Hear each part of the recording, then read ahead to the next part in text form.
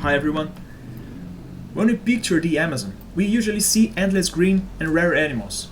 Yet, for the 9 nations that share this forest, the Amazon is also a strategic frontier tested every day by crime, foreign pressure and fragile state presence.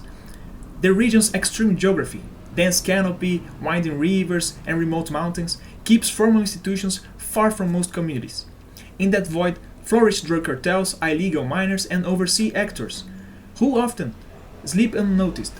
Think of the early 19th rubber seed theft that wrecked the booming industry, or the recent and announced visit by Norway's monarch to indigenous villages.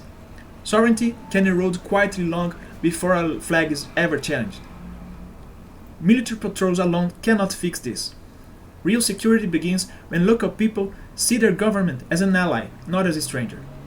As I've seen with my own eyes, cooperatives near Manaus offer a blueprint. Indigenous and riverside families plant, process and sell guaraná, earning legal income while protecting their land. When communities share value, narco-traffickers lose recruits and outside agitators lose narratives. Cultural inclusion is just as vital. Promoting indigenous culture, education and representation while connecting these populations to the national society creates dual identities, proudly natives and proudly citizens. That bond makes hybrid warfare tactics, which aim to radicalize locals against their own state, far harder to execute. Of course, inclusion is impossible without access. Amazonian states need literal bridges, reliable docks, short takeoff airstrips, broadband cables and electric grids to deliver healthcare, courts and environmental inspectors. But physical concrete must be matched by legal concrete.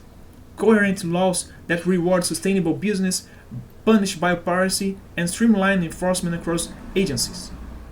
Blend these 4 elements: continuous presence, economic inclusion, cultural integration, and harmonized regulation, and you transform the forest from a liability into a powerhouse of biodiversity-based innovation that strengthens rather than weakens national sovereignty.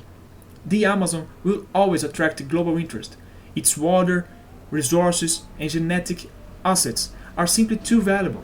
The question is whether that interest feeds local prosperity under national flags or accelerates a silent loss of control. The answer depends on choices made now, on the ground, by the states that call Amazon their own. Thanks for watching, see you next time.